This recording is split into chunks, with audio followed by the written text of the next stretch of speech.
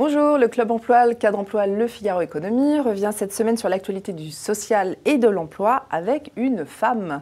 Claude Paoli, bonjour. Bonjour. Vous êtes présidente directrice générale du groupe BPI, qui est un très gros cabinet de conseil. Vous êtes plutôt une femme de l'ombre, d'ordinaire. Et pourtant, votre regard nous intéresse parce que vous avez l'oreille des dirigeants qui restructurent, notamment. Ma première question porte justement sur l'actualité des licenciements en France. Est-ce qu'on peut dire qu'ils ralentissent ? Et est-ce que les plans sociaux sont derrière nous, d'après vous ? Si j'avais la réponse exacte à cette question-là, je crois que je serais au minimum présidente du FMI. on a constaté quand même en 2010 un ralentissement sérieux des plans sociaux.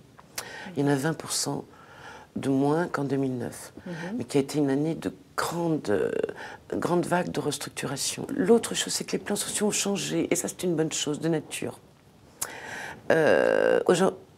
Aujourd'hui, il y a un certain nombre d'entreprises, notamment les entreprises dites riches, entre guillemets, assurances, banques, etc., qui ne recourent pas aux plans sociaux tels qu'on les connaissait, licenciement, reclassement, mais qui jouent beaucoup de la mobilité professionnelle et géographique de leurs salariés, et donc des plans sociaux, des changements, des restructurations de l'entreprise sans licenciement, de conduire le changement dans une entreprise sans dégâts.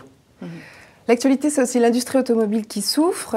Renault a annoncé un dispositif de départ anticipé à 58 ans pour 3000 salariés. Qu'est-ce que vous pensez de ce plan, Madame Paoli ? C'est difficile de répondre à cette question. Moi, je pense qu'ils ont raison. Je pense vraiment qu'ils ont raison et que c'est une réponse possible à une situation de crise qui, dans l'automobile, est vraiment prégnante. On a écouté Renault d'abord, mais en avant la pénibilité. Et dans la réforme, c'est le volet qui a peut-être manqué, sur lequel, très probablement, dans les années à venir, on sera obligé de réajuster, c'est vraiment ce volet de la pénibilité. Tous les métiers ne se valent pas. Je veux dire, c'est évident que c'est une réponse donnée, à un moment donné, dans une industrie, l'automobile, qui souffre et va continuer à souffrir d'une certaine façon, et pour des métiers donnés. Le moment est bizarrement choisi, j'avoue, mais vous pensez que c'est réaliste ? Oui. Je voudrais aussi votre avis sur le niveau des salaires en France. Alors ça fait partie des thèmes pour lesquels vous êtes régulièrement consulté. 6 Français sur 10 n'ont pas été augmentés depuis 2 ans, nous apprend un sondage BVA. Pensez-vous que les salariés peuvent rester motivés sans être augmentés ?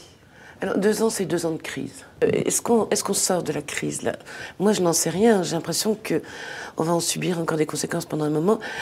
Néanmoins, ça n'est pas vrai dans tous les secteurs. Il y a effectivement des secteurs qui continuent à embaucher, à bien payer. Et ensuite, ça oblige aussi les patrons à voir comment ils peuvent mobiliser leurs salariés autrement que par le salaire.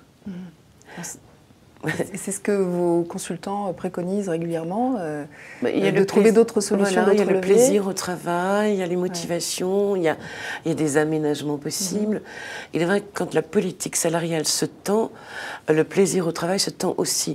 Donc la mobilisation à l'intérieur de l'entreprise, la culture d'entreprise devient là primordiale.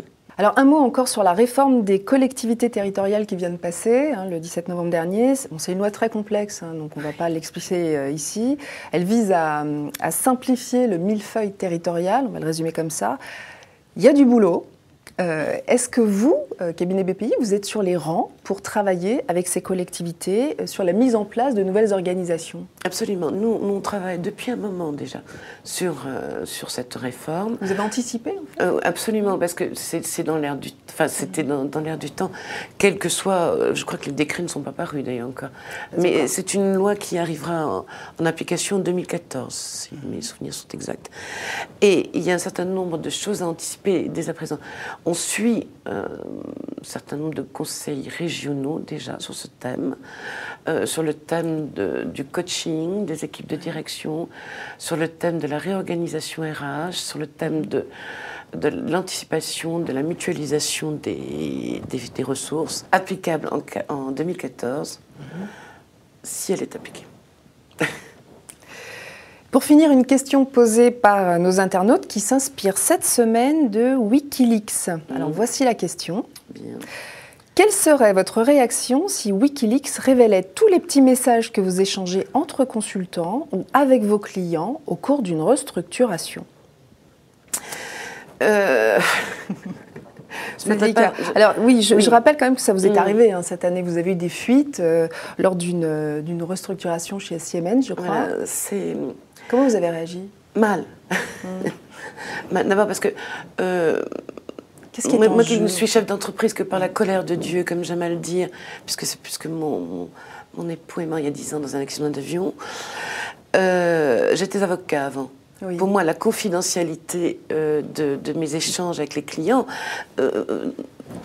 c'est la loi, venait de la Constitution. Donc je suis très choquée qu'on puisse révéler une correspondance vraiment privée. Quelle que soit la nature de cette correspondance, entre un client qui vous fait confiance et un consultant. J'ai très mal réagi sur la teneur même de ce qui a été révélé, mais ça, c'est un problème qui me concerne, mais qu'on puisse le faire. Je suis pas... En tant qu'ancienne avocate, mais ça me choque, mais fondamentalement. Et pour moi, un client qui a un projet de restructuration dans une entreprise, il a droit autant de confidentialité, même si elle n'est pas protégée par la loi, qu'un client dans un cabinet d'avocats. Claude Paoli, merci d'avoir participé à ce Club Emploi. On se retrouve dans une semaine pour un nouveau regard sur l'actualité de l'emploi.